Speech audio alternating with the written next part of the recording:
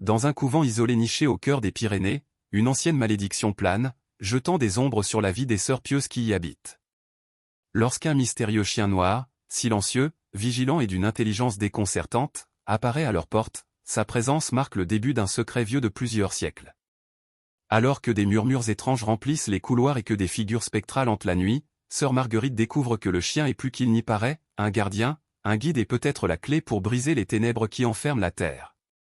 Avant de continuer, abonnez-vous à la chaîne et activez la cloche pour ne manquer aucune histoire passionnante comme celle-ci. Ici, chaque vidéo est un voyage de dépassement et d'émotion à ne pas manquer. Le vent glacial hurlait dans les anciens couloirs de pierre du couvent perché sur les hauteurs des Pyrénées. C'était un lieu de solitude et de prière, entouré d'épaisses forêts qui recouvraient souvent les montagnes de brume. Pendant des siècles, elle avait été un havre de dévotion, mais ces derniers mois, un sentiment omniprésent de malaise s'était installé parmi ses habitants. « J'ai encore entendu des pas hier soir », a déclaré sœur Colette, sa voix à peine au-dessus d'un murmure alors qu'elle serrait fermement son chapelet. L'île venait de l'aile ouest. Cette aile est scellée depuis des décennies, répondit mère Adèle avec une fermeté définitive, même si ses yeux trahissaient une lueur de doute. L'aile ouest avait toujours fait l'objet de conversations feutrées entre les sœurs, une zone interdite qui recèlerait des secrets du passé mystérieux du couvent. Pourtant, personne n'osait y mettre les pieds, pas depuis qu'une tragédie entourée de secrets s'était produite il y a des générations. Sœur Marguerite écoutait tranquillement la conversation tout en travaillant dans le petit potager du couvent. L'air frais d'octobre était vif contre sa peau, et le bruit lointain des croassements des corbeaux ajoutait à l'atmosphère étrange. Alors qu'elle s'occupait du sol, quelque chose la fit s'arrêter, une ombre près de la porte. À l'entrée du couvent se tenait un gros chien noir. Son pelage brillait même dans la pénombre, et ses yeux, incroyablement sombres, étaient fixés directement sur Marguerite. Le chien était immobile, dégageant une aura de calme et d'intensité indubitable, comme s'il attendait qu'elle le remarque. Marguerite se figea, un étrange nœud se resserrant au ventre. Il y avait quelque chose de troublant chez l'animal, mais elle ne pouvait détourner le regard. « Et qu'est-ce qu'il fait ici » marmonna-t-elle dans sa barbe. Contre son meilleur jugement, Marguerite se retrouva à marcher vers le chien. Chaque pas lui semblait plus lourd, sa respiration venant par courtes rafales. Elle s'arrêta à quelques mètres, croisant le regard de la créature. Ses yeux semblaient presque humains, porteurs d'une profondeur de sagesse et de tristesse qu'elle ne pouvait pas comprendre. Marguerite. La voix de mère Adèle traversa l'air. Surpris, Marguerite se tourna pour voir la femme plus âgée s'approcher à grands pas rapides et déterminés. « Que se passe-t-il ici » demanda Adèle, son regard se tournant vers le chien. « Il vient d'apparaître » répondit Marguerite d'une voix tremblante. « Ça n'a pas bougé. C'est juste, ça regarde. » Mère Adèle observa l'animal avec précaution, s'arrêtant à distance sécuritaire. Il n'y avait aucun village à proximité, aucune ferme à des kilomètres à la ronde. Comment le chien a-t-il pu parvenir jusqu'à un endroit aussi isolé ? Nous réglerons cela demain matin, a déclaré Adèle. Pour l'instant, laisse tomber. Mais Marguerite ne pouvait ignorer l'étrange sentiment de détermination qui se dégageait du comportement du chien. Alors qu'elle se retournait à contre-séhur pour suivre mère Adèle jusqu'au couvent, elle jeta un dernier coup d'œil par-dessus son épaule. Le chien restait devant le portail, immobile, ses yeux perçant la suivant à chaque pas. Cette nuit-là, le couvent parut plus oppressant que jamais. Le vent frappait les murs de pierre, faisait trembler les volets et remplissait les couloirs d'un hurlement sourd et lugubre. Dans sa petite chambre, Marguerite avait du mal à dormir. Chaque fois qu'elle fermait les yeux, elle avait l'impression d'être observée. Incapable de supporter le malaise, elle se leva et se dirigea vers la fenêtre. Le chien était toujours là, silhouette sombre se découpant dans la cour éclairée par la lune, montant la garde comme s'il protégeait quelque chose ou quelqu'un. Soudain, un aboiement profond brisa le silence. Ce n'était pas une écorce ordinaire, cela résonna dans le couvent comme un avertissement. Le cœur de Marguerite s'emballa. Elle enroula un châle autour de ses épaules et s'aventura dans le couloir, où elle trouva sœur Colette debout, pâle et tremblante. « Tu l'as entendu aussi » murmura Colette. Marguerite hocha la tête. Ensemble, ils se dirigèrent vers les portes principales du couvent. Les vieux panneaux de bois craquaient lorsqu'ils les ouvraient et l'air froid de la nuit leur piquait le visage. Mais le chien n'était plus à la porte. Au lieu de cela, il se trouvait au milieu de la cour, face à la sombre forêt au-delà. Sa posture était tendue, ses yeux fixés sur quelque chose d'invisible. Et qu'est-ce qu'il regarde ? demanda Colette, la voix tremblante. Marguerite fit un pas en avant, les yeux rivés sur le chien. Au fond, elle sentait que ce n'était pas là pour leur faire du mal. Il attendait, surveillait, gardait. Je ne pense pas que ce soit notre ennemi, murmura Marguerite, plus pour elle-même que pour Colette. Avant que l'un ou l'autre d'eux ne puisse avancer plus loin, une ombre se déplaça dans la limite lointaine des arbres. Le chien grogna doucement et régulièrement, un son qui résonna dans les os de Marguerite. Quoi qu'il en soit, ce n'était que le début. La lumière du matin filtrait faiblement à travers les nuages, projetant une pâle lueur sur le couvent. L'orage de la nuit précédente avait laissé la cour humide et l'air lourd. Malgré l'aspect paisible de la journée, l'ambiance entre les sœurs était tendue. Sœur Marguerite n'avait pu se débarrasser du sentiment que la présence du chien était plus qu'une coïncidence. Tandis que les autres reprenaient leurs tâches quotidiennes, elle se retrouva attirée vers la cour, s'attendant à moitié à ce que l'animal ait disparu. Mais Banque-Vélo était toujours là, assise au même endroit où elle l'avait vu pour la dernière fois. Ses yeux sombres et inébranlables rencontrèrent les siens comme s'il avait attendu toute la nuit. Marguerite hésita avant de se rapprocher, le cœur battant dans sa poitrine. À son approche, le chien n'a ni bronché ni grogné. Au lieu de cela, il baissa légèrement la tête, un geste qui ressemblait étrangement à une reconnaissance. « Est-ce que vous nous protégez, ou nous prévenez-vous » murmura-t-elle, ne sachant pas si elle attendait une réponse. Derrière elle, la voix de sœur Colette brisa sa concentration. « Marguerite. Tu ne devrais pas être seule ici. » Marguerite se tourna et trouva Colette debout au bord de la cour, les bras étroitement croisés sur sa poitrine. « Ce chien est de mauvais augure, » dit Colette d'une voix tremblante.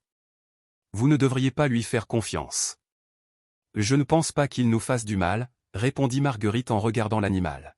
« Il y a quelque chose chez lui, quelque chose de délibéré. » Colette secoua la tête, visiblement déconcertée. Mère Adèle aurait dû le renvoyer. Le garder ici, c'est dangereux. Marguerite ne dit rien. Elle ne pouvait pas expliquer le sentiment inexplicable de connexion qu'elle ressentait envers le chien. Banque-Vélo restait immobile, les observant tous deux comme si elle en témoignait silencieusement. En fin d'après-midi, des rumeurs d'événements étranges s'étaient répandues parmi les sœurs. Les portes s'ouvrirent d'elles-mêmes et le doux bruit des pas résonnait dans les couloirs, même lorsqu'il n'y avait personne. Aux vêpres, les bougies de la chapelle vacillaient sauvagement comme si elles étaient prises par un vent invisible. Mère Adèle, toujours posée, serrait les lèvres et dirigeait les prières avec une ferveur supplémentaire. Après le service, elle a convoqué une réunion dans la salle principale. « Ce malaise ne peut pas persister, » dit-elle, sa voix autoritaire coupant les murmures des sœurs rassemblées. « Je parlerai avec les villageois demain. Peut-être que quelqu'un a perdu son chien et peut venir le récupérer. En attendant, restez concentrés sur vos tâches et ne laissez pas la peur s'installer. » Marguerite voulut protester mais se tut. L'idée du départ de la Banque-Vélo lui paraissait erronée, même si elle ne parvenait pas à expliquer pourquoi. Cette nuit-là, Marguerite fut de nouveau attirée vers sa fenêtre. La Banque-Vélo était là, assise vigilante dans la cour. Sa silhouette sur le ciel éclairé par la lune était à la fois imposante et rassurante. Elle ouvrit doucement sa porte, ses pieds nus effleurant le sol en pierre froide alors qu'elle se dirigeait vers la cour. Le chien la salua d'un regard fixe. Alors qu'elle s'agenouillait à côté de lui, une soudaine rafale de vent balaya l'air, entraînant avec elle un sifflement grave et obsédant qui semblait venir de la forêt voisine. Les oreilles de la Banque-Vélo se sont dressées. Il tourna brusquement la tête vers la limite des arbres, sa posture tendue. « Et qu'est-ce que c'est » murmura Marguerite, sa voix presque noyée dans le bruissement des feuilles. Sans avertissement, Banque-Vélo s'est levé et a commencé à marcher vers la lisière de la forêt. Il s'arrêta après quelques pas, la regardant avec attente. Le pouls de Marguerite s'accéléra. Elle jeta un coup d'œil par-dessus son épaule au couvent, dont les murs étaient baignés d'un faible clair de lune. Suivre le chien dans les bois était imprudent, mais quelque chose en elle la forçait à avancer. Enroulant plus étroitement son châle autour de ses épaules, elle fit son premier pas vers l'inconnu. La forêt semblait sombre et silencieuse, chaque pas l'éloignant de la sécurité du couvent. Banque-Vélo ouvrait la marche, ses mouvements délibérés, tournant parfois la tête pour s'assurer que Marguerite le suivait toujours. L'air devenait plus froid à mesure qu'il s'aventurait plus profondément, et une légère odeur de terre humide et de pourriture remplissait ses narines. Les arbres imposants semblaient se presser autour d'elle, leurs branches noueuses griffant le ciel. Finalement, le chien s'arrêta dans une petite clairière. Au centre se dressait une structure délabrée, une cabane oubliée, au toit partiellement effondré et aux murs en bois couverts de mousse. Banque-Vélo était assis au bord de la clairière, le regard fixé sur la cabane. Marguerite hésita, son souffle visible dans l'air glacial. Chaque instinct lui disait de faire demi-tour, mais sa curiosité l'emportait sur sa peur. Elle s'approcha de la cabane, ses pas étouffés par la terre molle. La porte était entr'ouverte, grinçant sous la brise. À l'intérieur, les ombres étaient épaisses et l'air étouffant. « Quel est cet endroit » murmura Marguerite en franchissant le seuil. La pièce était presque nue, à l'exception d'une grande dalle de pierre en son centre, recouverte d'une fine couche de terre et de mousse. Banque-Vélo entra derrière elle, ses ongles claquant doucement contre le plancher. Il s'approcha de la dalle et commença à gratter sa surface, en voyant de la terre se disperser sur le sol. Marguerite regardait, sa poitrine se serrant d'anticipation. Sous la terre, de faibles gravures ont commencé à apparaître d'anciennes inscriptions gravées dans la pierre. Ses doigts tremblaient alors qu'elle effaçait la saleté restante, révélant des mots latins qu'elle ne comprenait pas complètement. Elle murmura ce qu'elle distinguait, une alliance éternelle. Un pacte éternel. Son cœur s'emballa. Vers quoi la Banque-Vélo l'avait-elle conduite? Les doigts tremblants de Marguerite tracèrent les gravures latines sur la dalle de pierre, la phrase « une alliance éternelle » un bourdonnement inquiétant à ses oreilles. Le froid de la pièce semblait s'approfondir, l'enveloppant comme un linceul invisible. Banque-Vélo se tenait à côté d'elle, ses yeux sombres fixés sur les inscriptions, comme s'il comprenait lui aussi la gravité de ce qu'elles avaient découvert. Le silence fut rompu par le bruit des pas dehors. Marguerite se tourna brusquement, le cœur battant, au moment où la porte s'ouvrit en grinçant sur Mère Adèle et Sœur Colette. Les deux femmes se figèrent sur le seuil, leurs expressions étant un mélange de colère et de peur. « Marguerite » dit Mère Adèle d'une voix basse et sévère. « Quelle est la signification de ceci? Pourquoi es-tu ici? Et pourquoi as-tu amené ce chien ?» Marguerite se leva, époussetant ses mains sur ses jupes alors qu'elle luttait pour trouver une réponse. « La Banque-Vélo m'a conduite ici, » dit-elle finalement, sa voix étant à peine au-dessus d'un murmure. « Il y a quelque chose sur cette dalle, quelque chose d'ancien. Cela parle d'un pacte éternel. » Mère Adèle entra prudemment dans la pièce, ses yeux perçants scrutant les inscriptions. « Ces sculptures sont plus anciennes que le couvent lui-même, » marmonna-t-elle presque pour elle-même. « Cette langue, c'est le latin de l'Église médiévale. » Sœur Colette s'attardait sur le seuil, tenant son chapelet à la main comme pour éloigner les forces obscures qui étaient en jeu. « Nous ne devrions pas être ici, » dit-elle, la voix tremblante. « Cet endroit ne semble pas bien. » Ignorant Colette, Mère Adèle s'agenouilla près de la dalle, le visage enveloppé d'un sombre masque de détermination. Ces inscriptions parlent de trahison, d'alliance scellée par le sang. Elle jeta un regard sombre à Marguerite. « Ce n'est pas n'importe quel pacte, il est lié à cette terre, aux fondations même de notre couvent. » De retour au couvent, les trois femmes se rassemblèrent dans la bibliothèque, leur respiration visible dans l'air humide et froid. Banque-Vélo le suivait en silence, ses pas lourds résonnant sur les murs de pierre. Mère Adèle a récupéré dans une armoire verrouillée un ancien registre relié en cuir craquelé. C'était l'un des livres les plus anciens de leur collection, rarement touché, sauf en cas de nécessité. La poussière montait en spirale délicate alors qu'elle le posait sur la table et commençait à feuilleter ses pages fragiles. Marguerite et Colette regardèrent en silence Mère Adèle s'arrêter devant une page remplie d'écritures fanées et d'illustrations détaillées. « Ce grand livre, » commença-t-elle, enregistre l'histoire du terrain avant la construction du couvent. Il mentionne un ordre de chevaliers ou un groupe dissidents des Templiers qui contrôlaient autrefois ce territoire. Marguerite se pencha plus près, le cœur battant. « Des chevaliers ? Qu'est-ce que cela dit d'eux » Le doigt de Mère Adèle flottait sur le texte effacé. On disait qu'ils recherchaient le pouvoir éternel par des moyens indescriptibles. Le « pacte éternel » gravé sur cette dalle n'est pas une simple phrase, c'était leur alliance avec l'inconnu. Colette haleta bruyamment en se signant. « Une alliance ? Avec quoi » Les lèvres de Mère Adèle se pincèrent en une fine ligne. « Ce n'est pas clair » a-t-elle admis. Mais c'était quelque chose de sombre. Quelque chose qui exigeait un prix. Au fil des heures, les sœurs se sont penchées sur le texte, reconstituant des fragments de l'histoire. Les chevaliers, désespérés de maintenir leur domination, avaient conclu un accord avec une force qui leur promettait pouvoir et protection. En échange, leurs âmes étaient liées à la terre et une grande relique était enterrée pour sceller l'alliance. « Cette dalle dans la cabine, » dit Marguerite, réalisant alors qu'elle réalisait. Ce doit être là qu'ils ont enterré la relique. Mère Adèle hocha sombrement la tête. Et cette relique, dit-elle d'une voix à peine au-dessus d'un murmure, est probablement la source des troubles qui ravagent notre couvent. Comme pour confirmer ses propos, une soudaine rafale de vent souffla dans la bibliothèque, éteignant les bougies et plongeant la pièce dans l'obscurité, cria Colette en serrant fort son chapelet. Banquevello laissa échapper un grognement sourd, le corps tendu alors qu'il regardait dans l'ombre. Marguerite sentit son sang se glacer. Quelque chose bougeait dans l'obscurité, un léger bruissement, presque imperceptible, mais indubitable. Restez ensemble, ordonna Mère Adèle, d'une voix ferme malgré la peur qui brillait dans ses yeux. Lentement, Marguerite alluma une bougie, dont la lueur vacillante ne révélait que des étagères remplies de livres poussiéreux. Pourtant, le sentiment oppressant d'être observé persistait, lourd et suffocant.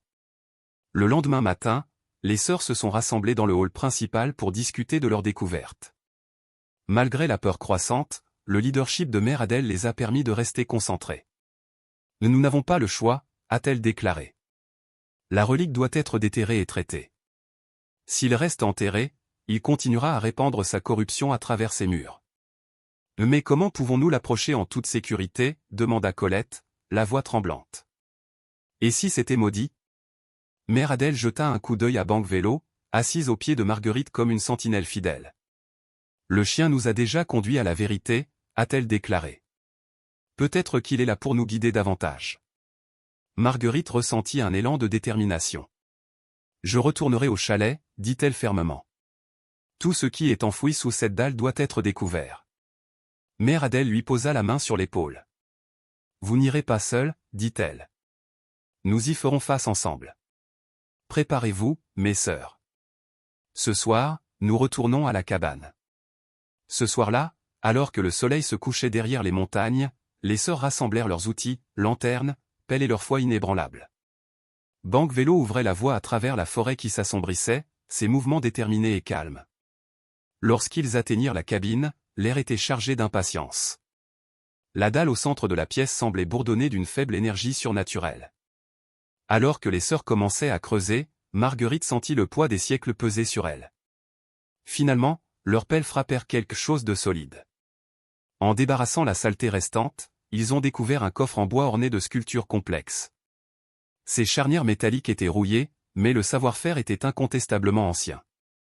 Les mains de Marguerite tremblaient en ouvrant le coffre.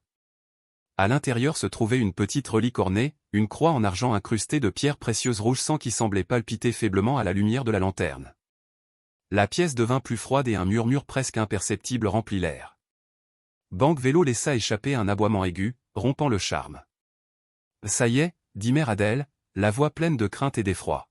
« La source du pacte est la raison de notre tourment. » Le regard de Marguerite rencontra celui de Banquevello. Le regard du chien était fixe, comme pour la pousser à avancer. Ils avaient découvert la relique, mais le véritable défi ne faisait que commencer.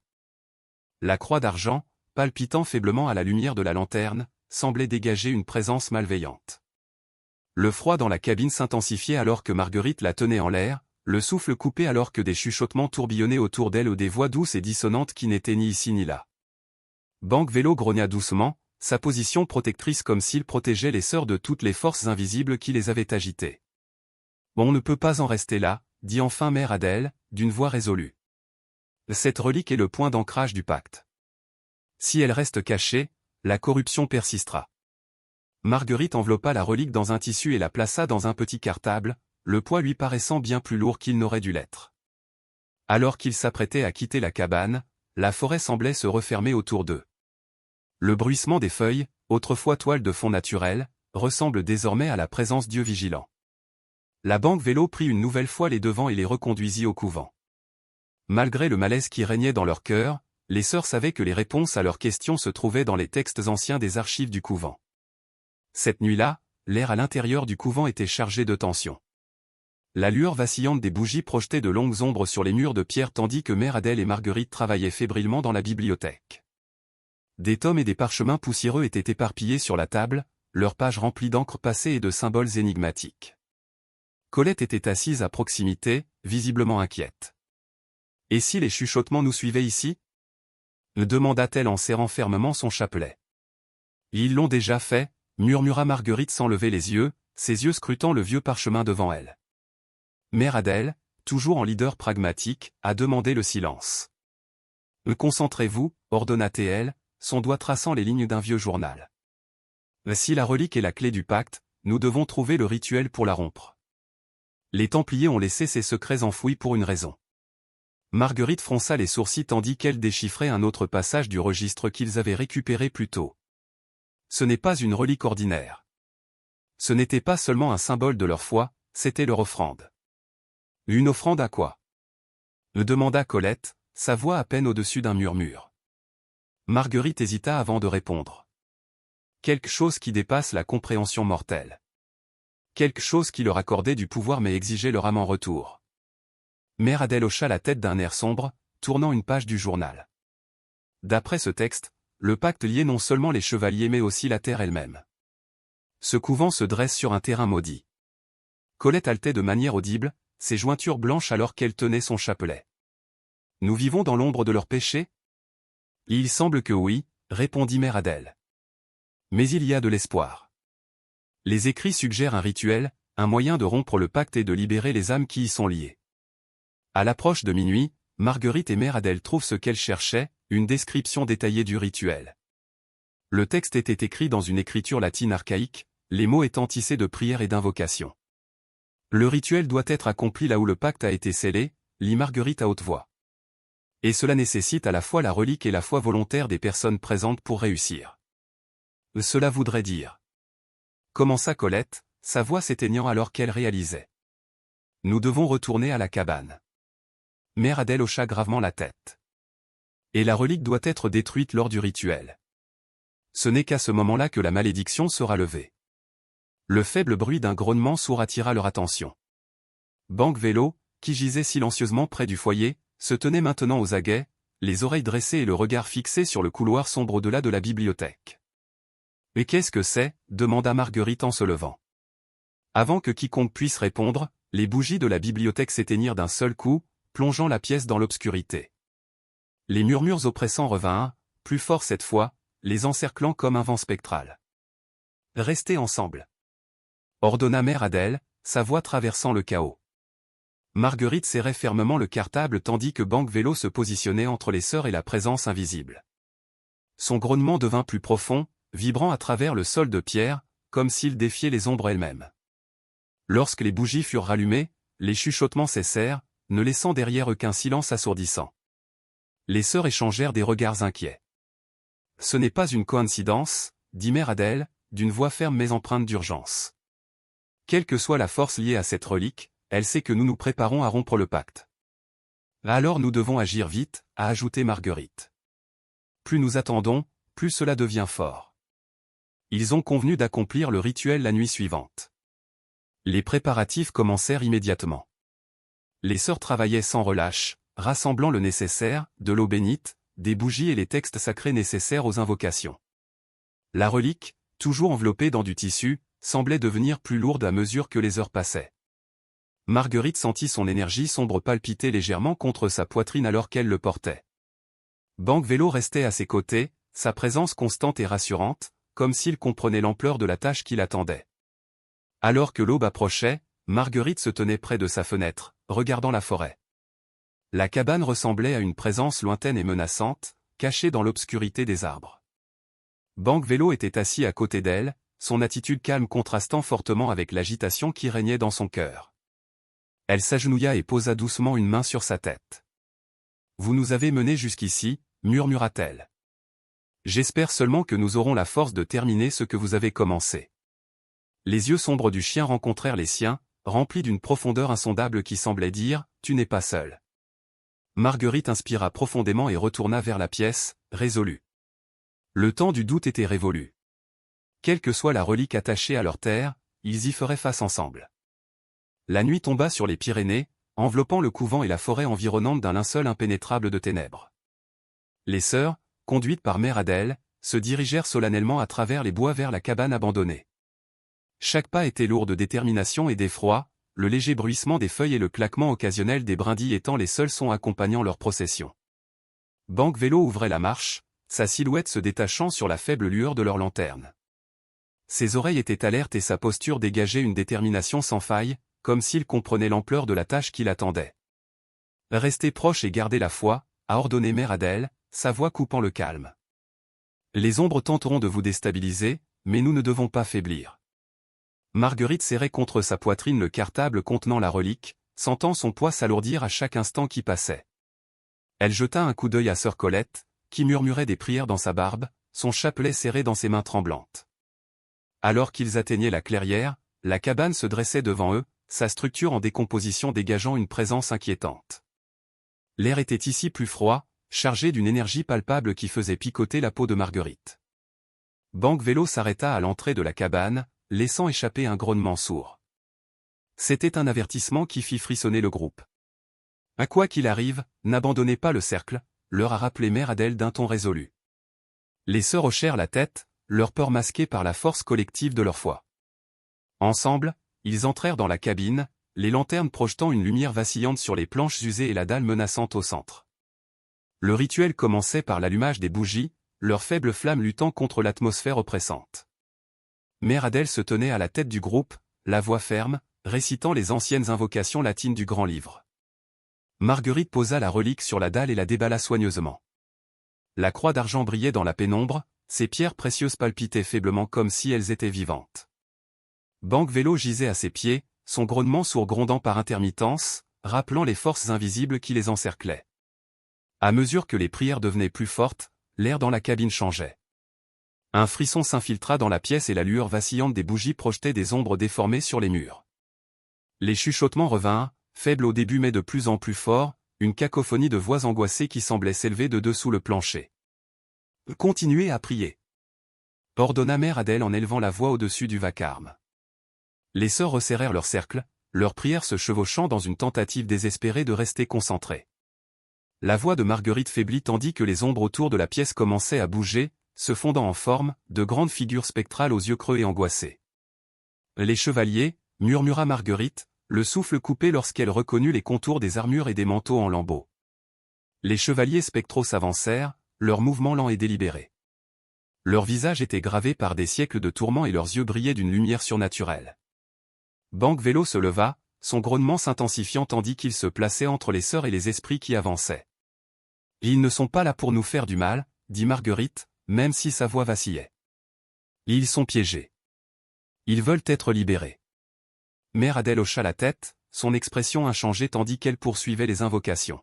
« Alors nous ne devons pas nous arrêter. » Alors que les derniers versets de la prière résonnaient dans la cabane, la relique commença à briller, ses pierres précieuses projetant une lumière rouge sang qui remplit la pièce.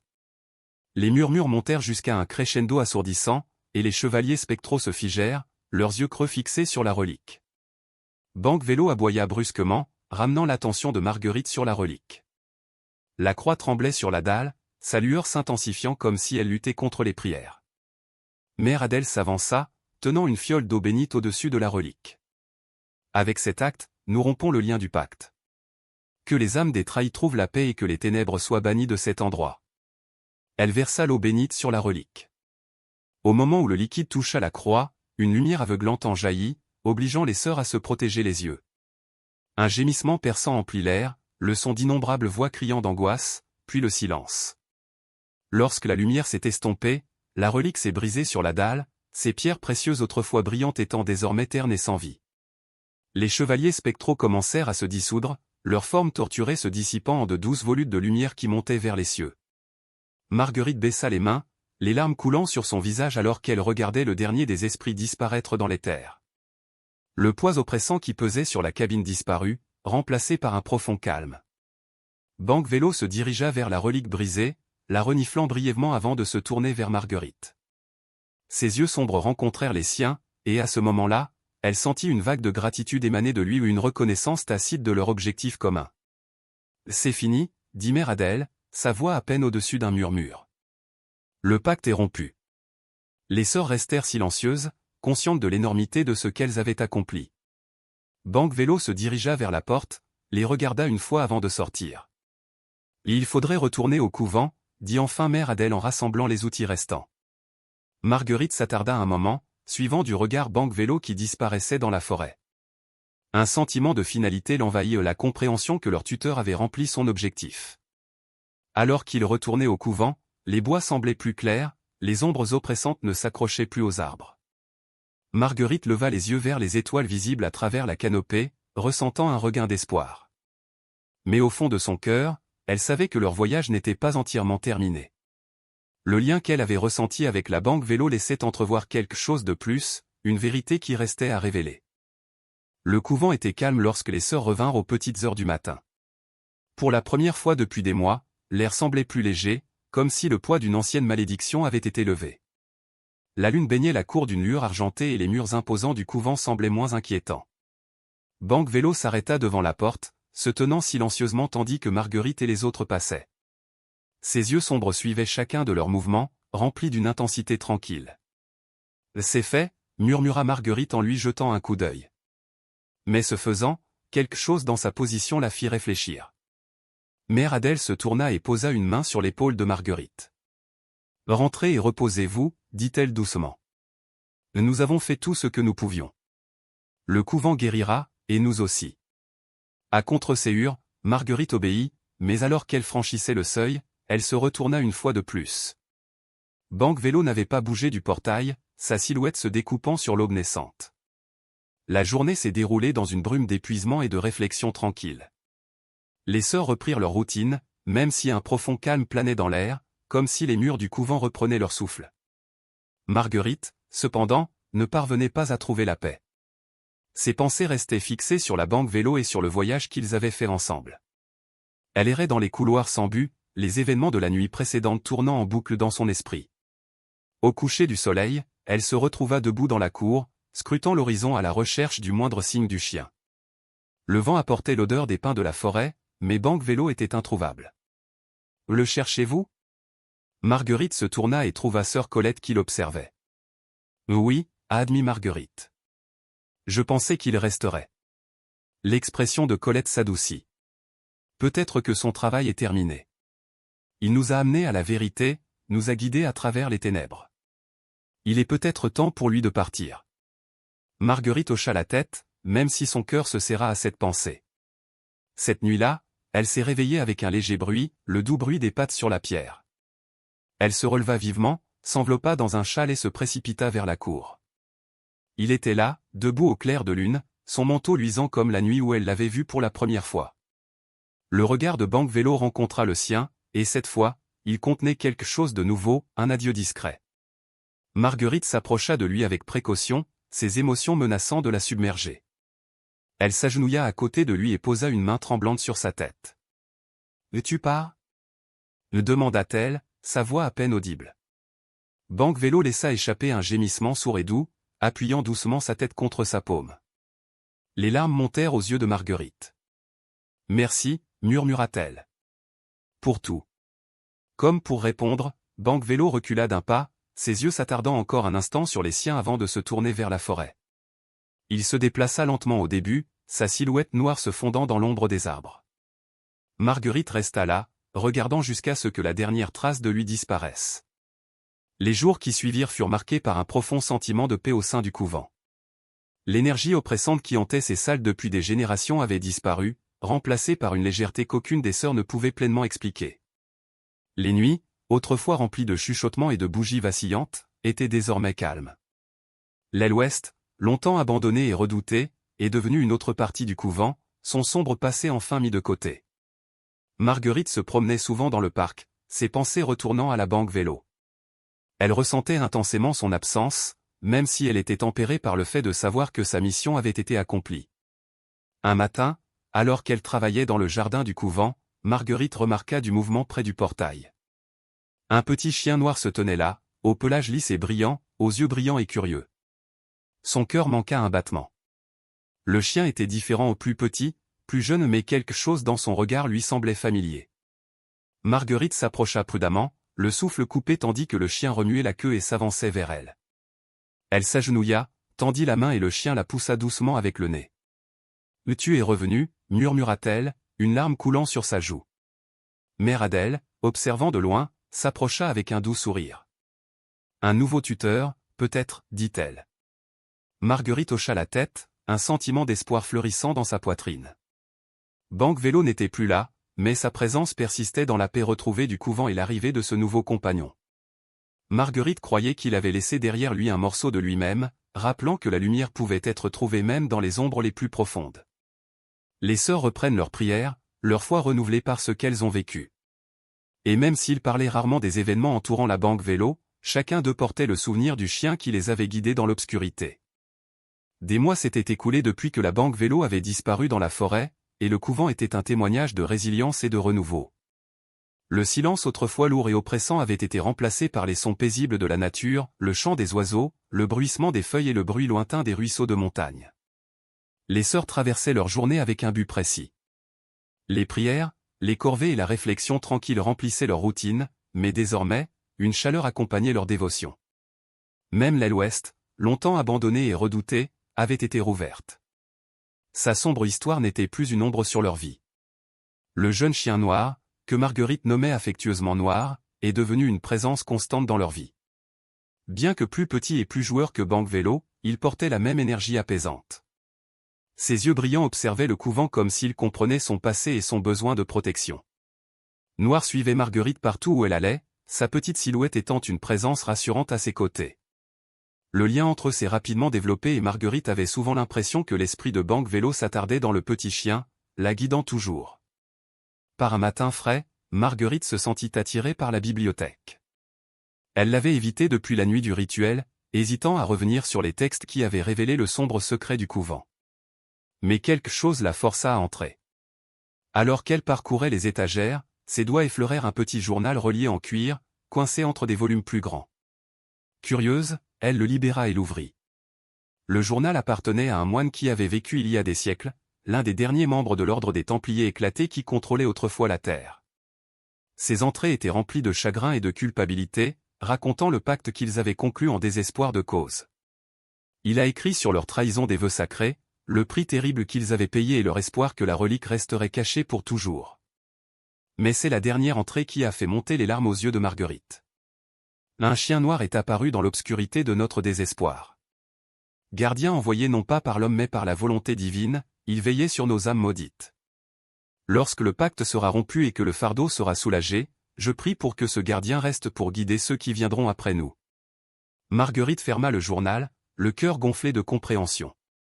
Banque Vélo n'était pas une simple coïncidence, il était un protecteur, envoyé pour guider les sœurs dans leur épreuve la plus sombre. Noir, réalisa-t-elle, faisait partie de ce même héritage, symbole de la rédemption du couvent. La nouvelle de la transformation du couvent commença à se répandre. Les pèlerins des villages voisins sont venus chercher du réconfort, attirés par les rumeurs d'une paix miraculeuse qui entourait désormais les lieux autrefois ombragés. Les sœurs les ont accueillis à bras ouverts, leur offrant prière et compassion. Marguerite se promenait souvent parmi les visiteurs, Noir trottant sur ses talons. Elle trouvait de la joie dans leurs histoires, leur gratitude et l'espoir tranquille qu'ils apportaient avec eux. Mère Adèle observait ces changements avec une tranquille fierté. Le fardeau que nous portions est devenu une bénédiction, dit-elle un soir, alors qu'elle et Marguerite étaient assises près du feu. Les ténèbres qui consumaient autrefois cet endroit ont été remplacées par la lumière et la foi. Marguerite hocha la tête en regardant les flammes. C'est la Banque Vélo qui nous a donné la force d'y faire face. Il nous a appris à faire confiance non seulement à nous-mêmes, mais aussi à quelque chose de plus grand. Et maintenant, dit Mère Adèle en souriant, cette confiance perdure, envouée en noir. Un matin, alors que les premiers rayons du soleil brillaient sur les montagnes, Marguerite se tenait dans le jardin, s'occupant des fleurs qu'elle avait plantées après le rituel. Noir était allongé à proximité, la tête posée sur ses pattes, la regardant travailler. L'air était vif et une douce brise emportait une odeur de pin. Marguerite s'arrêta, regardant vers la forêt. Pendant un instant, elle crut apercevoir une silhouette se déplaçant parmi les arbres, une grande silhouette noire, immobile sur fond d'ombre et de soleil. Son souffle se coupa et son cœur se gonfla d'une douleur douce amère. « Merci », murmura-t-elle, sachant au fond de son cœur que Banque Vélo ne les avait pas vraiment quittés. La silhouette disparut dans les arbres et Marguerite se remit à son travail. Noir aboya doucement, comme s'il sentait ses pensées, et elle sourit. Le couvent avait retrouvé la paix, et elle aussi. Des années plus tard, le couvent sera connu comme un lieu de miracle, un sanctuaire pour ceux qui recherchent la rédemption et l'espoir. L'histoire de Bank Vélo, le mystérieux chien noir qui a guidé les sœurs à travers leurs heures les plus sombres, a été transmise, une histoire de foi, de courage et du lien indissoluble entre protecteur et protégé. Noir grandit, sa présence étant une source de réconfort et de joie pour tous ceux qui le rencontraient. Et même s'il n'était pas aussi imposant que son prédécesseur, il possédait la même force tranquille, rappelant que même les plus petits gardiens pouvaient porter la plus grande lumière. Marguerite, aujourd'hui une des sœurs aînées, racontait souvent aux plus jeunes les événements de cette année fatidique. Sa voix devenait douce lorsqu'elle parlait de Bank Vélo, ses yeux brillants de souvenirs du chien qui avait changé leur vie pour toujours. Au plus profond de son cœur, elle savait qu'il veillait toujours sur eux, juste au-delà du voile du monde. Et tandis qu'elle priait chaque soir, elle remerciait silencieusement le gardien qui leur avait appris que même dans les ombres les plus sombres, il y a toujours un chemin vers la lumière. Si vous avez aimé cette histoire et que vous souhaitez plus de contenu comme celui-ci, laissez un like, partagez-la avec quelqu'un dont vous savez qu'elle sera émue, et bien sûr, abonnez-vous à la chaîne. Ensemble, nous explorerons des histoires inspirantes et des moments qui touchent le cœur. À la prochaine vidéo.